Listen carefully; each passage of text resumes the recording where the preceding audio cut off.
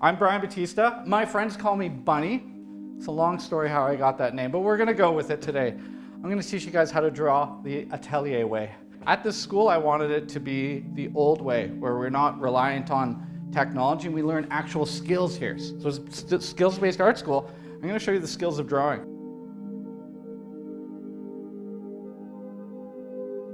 You'll see that you have a very long bullet-like taper. And there's a reason for that in drawing.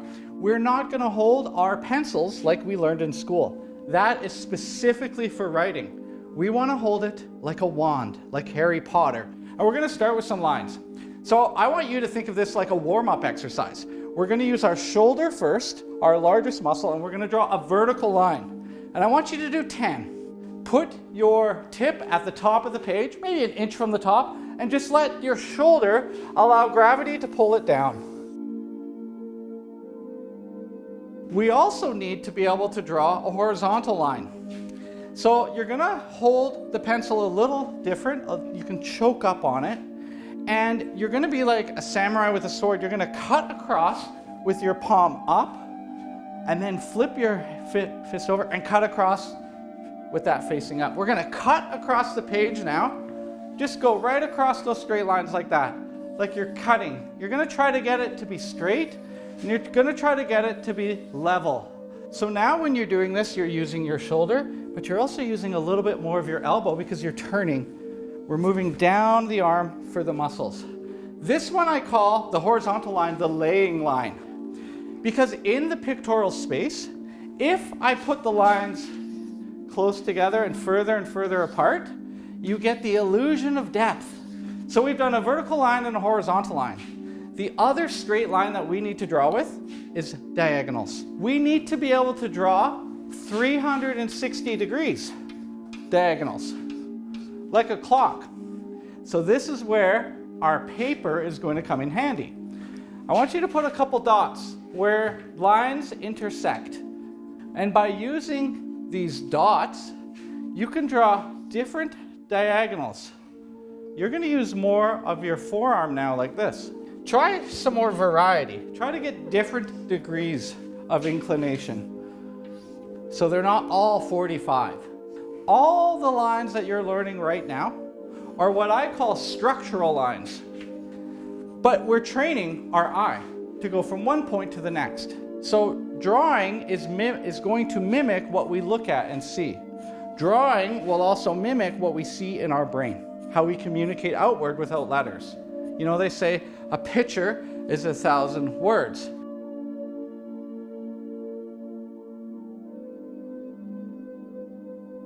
Those three lines will make up the majority of things that are man-made.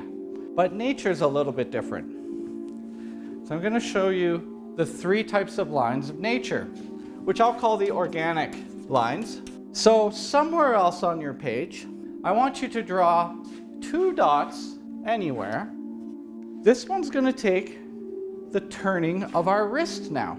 We're going to create a curve from one point to the next. Now, in nature, we're going to see curves all the time. Ears, kneecaps, noses, our chin. We're going to draw the most complicated curve. So this curve just turns, but the curve we're going to draw is the most important because of the Bow River, the S-curve. So you're just going to follow your line, and you're going to practice your hand and eye coordination. What can you control? You can control the direction you're going, the pressure you're pressing, and the speed in which you do it. So you could practice that S-curve a multitude of ways, horizontal and whatnot. But now let's go on to the third of the organic lines. This is the only line that starts and ends in the same place. And that circle is a circle, a sphere. So I want you to find different spaces and fit the sphere in those spaces. So you're kind of controlling a volume, learning how big or how small to draw this singular line that begins and ends in the same place. But the first thing that I think is really important in explaining something visual in the visual language is shape. So shape of something, be it the shape of a shadow, the shape of an object. Think about the shape of a stop sign. We see the octagonal shape and we know what it means. Rather than writing words out or writing about feelings, we're going to use shapes to explain them. As rudimentary as that might seem, being able to describe shapes gives us the proportion of something in our drawing, the placement of where it is on the paper, and to some degree, perspective.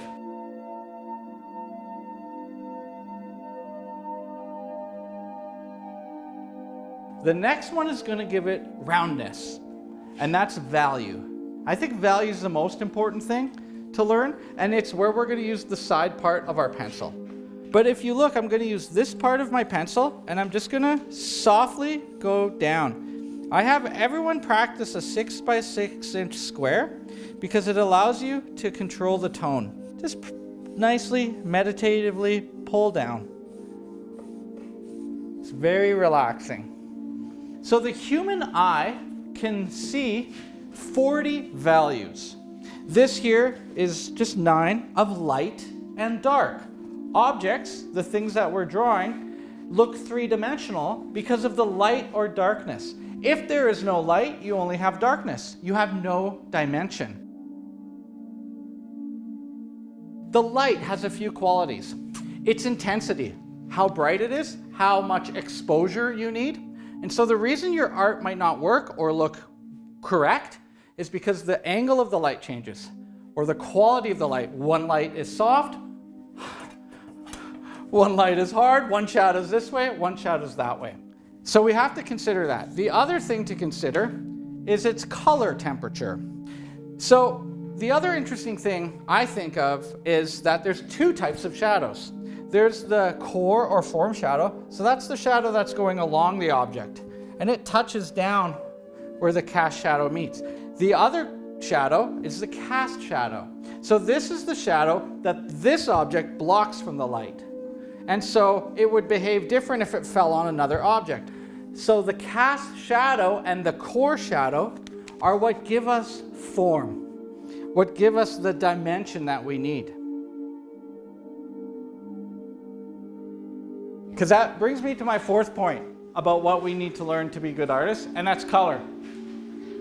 So we've got shape, value, edges, and color. Color, which is not intuitive, it's made of a hue. A hue is the color name we call it. Yellow, red, orange. The next one is chroma. That's whether something is really brightly colored or really pale, like less chroma. So it's like this. I showed you guys today that this is a piano. These are the notes we're going to use. This is where they are on the piano. And this is a little bit of a chord. That's what I showed you guys today. And so you can start taking those chords and you can start practicing and you can start composing songs yourself or drawings. We all come at it at a different time in our life and at different skill level. But at the end of the day, everyone has the same road bumps that they might go over to achieve the results that they want. And so, you find someone like me who can teach you how to get over your road bumps, and it becomes this beautiful lifelong journey. Maybe you feel like drawing flowers. Maybe you feel like drawing dragons. But it's all out there in art for you to learn your way there, and build the skill you need.